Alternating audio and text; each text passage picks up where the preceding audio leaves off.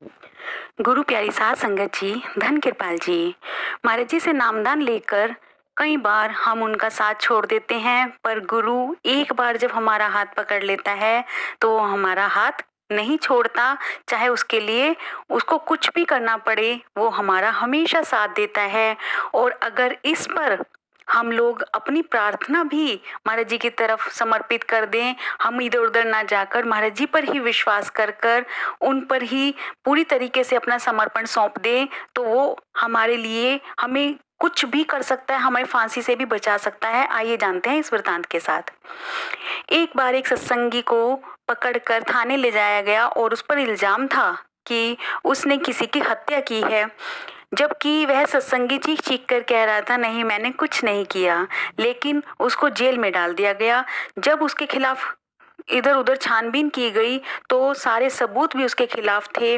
वह पकड़ा गया और जेल में बंद रहा। जब उसके खिलाफ मुकदमा चला तो मुकदमे में जज के आगे जब उसको पेश किया गया, जब उसको अदालत में पेश किया गया, तो वहां पर जो वकील आपस में लड़ रहे थे तब भी सारे सबूत उसके खिलाफ थे।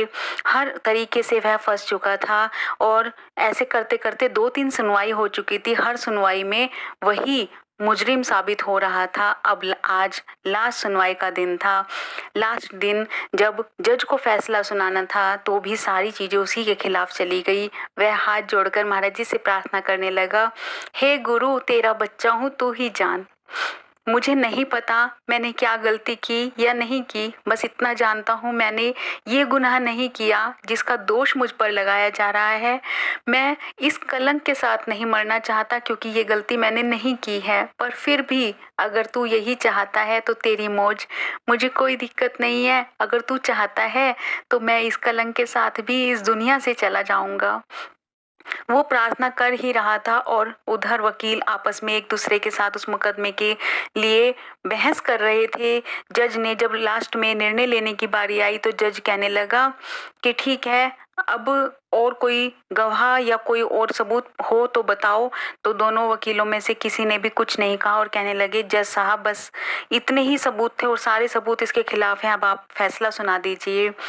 जज अपना कलम लेकर लिखने लगा और लिखता जा रहा है और मुट्ठी बना बना कर फाड़ता जा रहा है। और जो सत्संगी हाथ जोड़े खड़ा है उसकी आंखें नम है और वह एक सांस जज को ही देखे जा रहा है कि अब मेरे खिलाफ क्या फैसला आएगा। जज लिख रहा है फाड़ रहा है, लिख रहा है फाड़ रहा है, उसकी आधी डायरी फाड़ने में चली गई।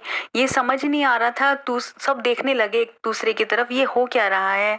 जज इतनी देर तो फैसला सुनाने में नहीं लगाता, आधी डायरी फाड़ दी, ऐसा क्या लिख रहा है जज, ऐसी क्या सजा उसको सुनाने वाले हैं। लेकिन जज के सामने कोई क्या बोलता। तो थोड़ी देर बाद जज कहने लगा कि जा तुझे बरी किया जाता है, मैं बार बार लिख रहा हूँ तुझे फांसी की सजा दी जाए और लिखा जा रहा है तुझे बरी कर दिया जाए, पता नहीं ऐसा क्या हो रहा है, मुझे समझ नहीं आ रहा। जज ने कहा जा तुझे बरी कर दिया जाए। अब सब के सब हैरान थे, लेकिन जज के फैसले के सामने कोई नहीं कुछ भी बोल सकता था। सब अपने अपने घर चले गए। जज ने उस व्यक्ति को अपने कैबिन में बुलाया और पूछा, ऐसी क्या ताकत है तुम्हारे पीछे कि मैं लिख रहा था तुम्हें सजा दी जाए, तुम्हें फांसी दी जाए, और लिखा जा रहा था तुम्हें बरी कर दिया जाए। तो वो सत्संगी कहने लगा मुझे नहीं पता, बस मैं तो ऐसे अपने गुरु को मानता हूँ, उन्हीं के आगे हाथ जोड़कर खड़ा था, उन्हीं से प्रार्थना कर रहा था। तो वो कहने लगे वहां पर तो तुम्हारे गुरु मौजूद भी नहीं थे। तो उस व्यक्ति ने कहा कि नहीं ऐसा नहीं है, ये आपको लग रहा था, दिव्य रूप में गुरु आप ही के पीछे खड़े थे, मैंने देखा था, मेरे गुरु आपके पीछे खड़े हैं और मेरे लिए कार्य कर रहे हैं। मैं तो उन्हीं को देखकर आंखें नम किए खड़ा था, हाथ जोड़कर अपने गुरु के आगे खड़ा था।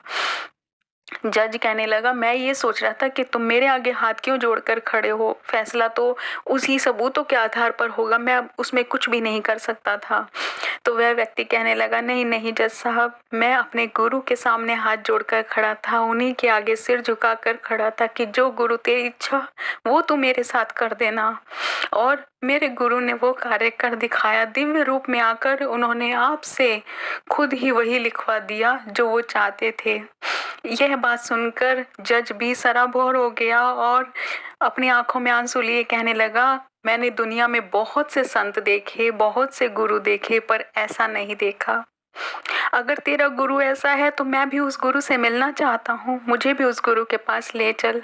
सत्संगी तो पहले ही गुरु के इस प्यार के लिए शुक्राना करने के लिए तड़प रहा था और उधर से जज ने भी बोल दिया। अब क्या था, जज और सत्संगी दोनों के दोनों महाराज जी के आश्रम चले गए।